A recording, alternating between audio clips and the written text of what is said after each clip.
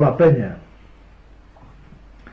Bueno, hoy os voy a hablar sobre el tema de minería, ya que yo efectivamente fue donde estuve en la minería y además como tuve cargos sindicales a nivel estatal y a nivel provincial y a nivel de todo lo en la UGT y en el partido, pues voy a daros la versión de lo que es digamos, de lo que ocurrió con la minería en España. Digo lo que ocurrió porque en el 2018, por desgracia, va a desaparecer ya la que es la minería en España. En 2018 se aplicará el cierre sí o sí. Bueno, voy a empezar diciendo en principio que ya en los años 40-50 España estaba aislada efectivamente por lo de la guerra civil y al estar aislada, pues efectivamente la minería fue el boom de la minería. Pero lo que sí hay que empezar diciendo es que la minería en España y el carbón que extraemos de las aparte de las capas que ya son estrechas de por sí, que no son capas muy anchas y donde se puede sacar una gran producción, en España las capas, o sea, el carbón es de baja calidad, ¿no? Porque no se puede comparar, por ejemplo, con el carbón de fuera y más, por ejemplo, con el de Australia, que es el que más carbón produce del mundo. Aquí la baja calidad del carbón que el carbón que tenemos es de aproximadamente unas 4.500 termias, cuando el de Australia, el australiano, es un carbón que tiene unas 6.000 aproximadamente.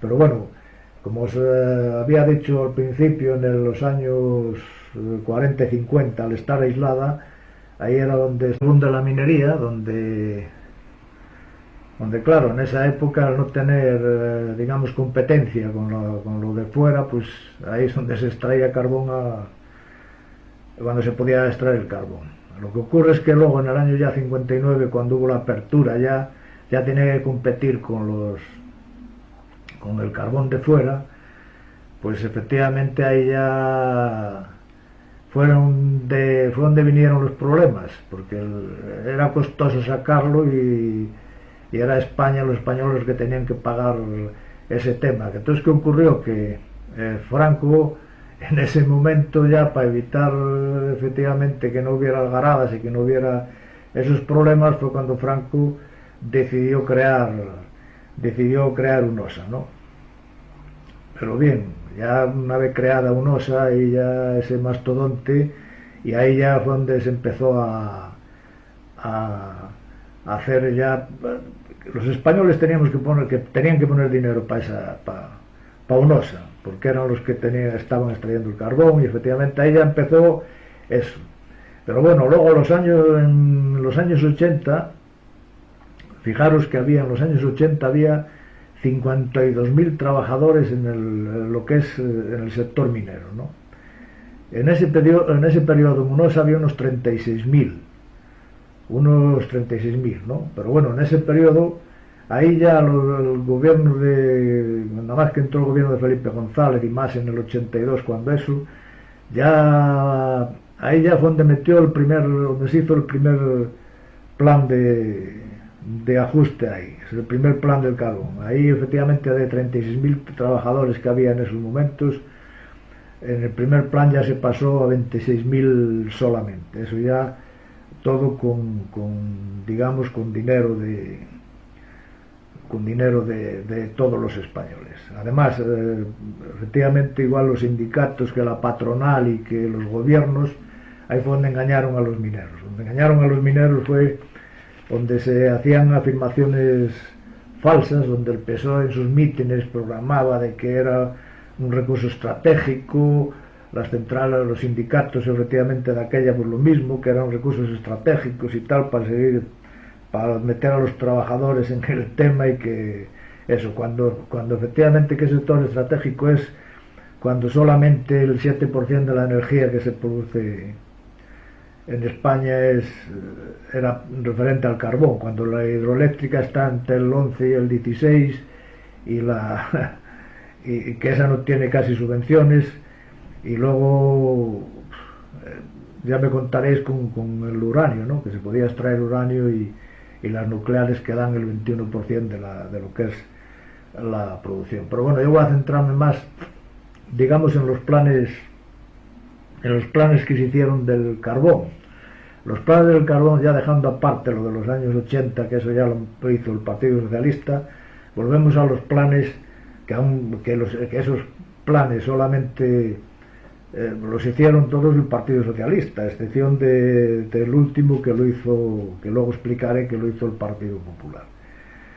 Los planes del carbón empezaron en el año 90, que fue los planes eran del 90, se hicieron 3 planes, uno del 90 al 2005, y en el que en el año 90, cuando se inició el primer plan, ya trabajaban en la minería los 45.000, es decir, los 45.000 que había dejado desde el primer plan ya en los 80 de UNOSA, que quedaron 100.000, pero bueno, ahí había 45.000 y se extraían de aquella 20 millones de toneladas. Desde el 90 hasta el 2005, ahí hubo 3 planes de carbón.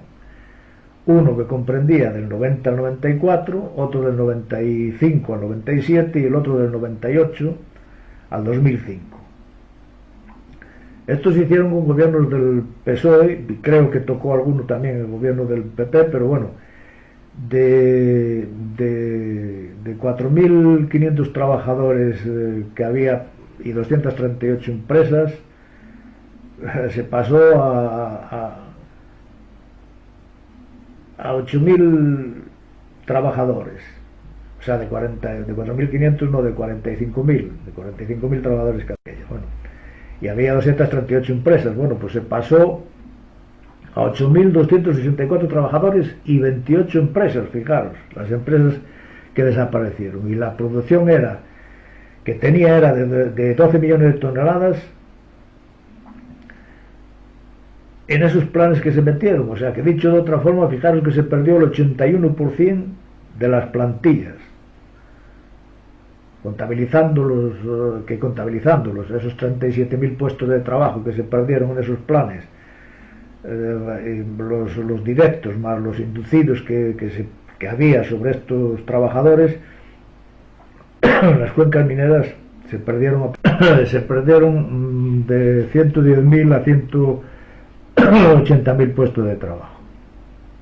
Pero bien, el tema es que en esos 3 planes que se hicieron, efectivamente esos planes iba recogido que de cada 10 trabajadores que se prejubilaban, tenían que entrar en la mina en uno de los planes 5, en otra 3, en otras 4, etcétera, etcétera. Pero planes que nunca se cumplieron. Pero bien, yo me voy a referir ya al plan principal y el plan desastre de todos. El plan último que se hizo fue el plan de Zapatero, el cual fue desde el 2006 al 2012.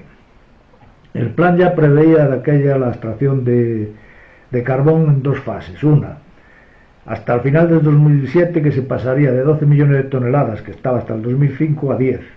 Y otra del 2008 al 2012 se bajaría a 9 millones de toneladas.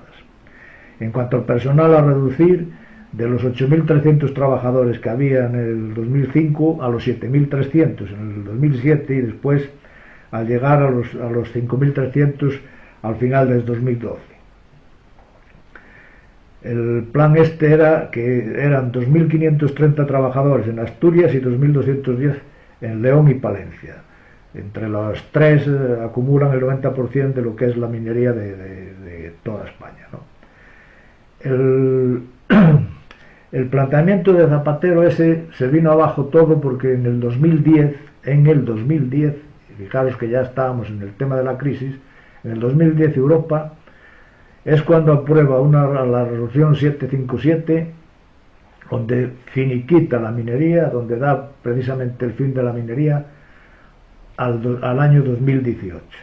Bueno, pues ese acuerdo efectivamente de Europa, de Bruselas, resulta que lo firma Zapatero y el Partido Popular ni protesta tampoco, o sea que no hacen oposición para nada para protestar en eso. Y otra de las cuestiones es que Zapatero firma eso. ¿Por qué firma Zapatero eso? Daros cuenta que de aquella, si os acordáis, en Rodiezmo Zapatero asistía a Rodiezmo siempre en la fiesta de la minería que se hacía entre Asturias y León. Fijaros que a raíz de eso ya no se presentó, ya no fue a Rodiezmo, no fue precisamente por eso. Entonces, desde el presupuesto que hizo Zapatero del año 2006 al 2012, presupuestó en los presupuestos generales del Estado 8.053 millones, que esto salía efectivamente de todos los españoles. Pero ¿qué ocurrió? Que de los 8.053 millones de presupuesto solo salieron 4.500. 3.500 no llegaron. La falta de fondos comenzó precisamente el inicio de la crisis en el 2008, pero luego en el 2011 ya Zapatero ya no pagó las ayudas al último trimestre ni pagó nada de eso. Si os dais cuenta, Zapatero estuvo gobernando hasta diciembre del 2011. En diciembre del 2011 fue cuando entró el Partido Popular con la mayoría absoluta.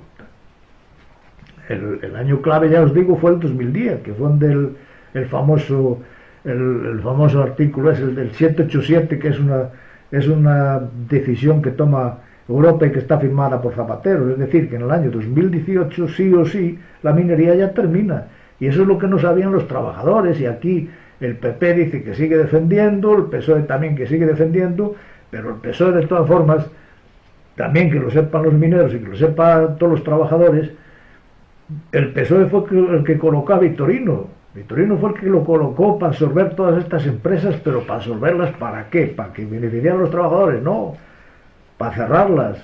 Eso fue por lo que se contrató a Vitorino, para cerrar esas empresas. Y fijaros que esto nos están engañando, nos dicen que es Europa la que daba esto. No, mentira, Europa no daba nada, el dinero todo lo poníamos los españoles. Y la muerte literal de la minería, ya os digo, es en el 2018. Fijaros solamente que en los últimos 25 años salieron de los presupuestos generales del Estado, es decir, de todos los españoles, 25.000 millones de euros para la minería.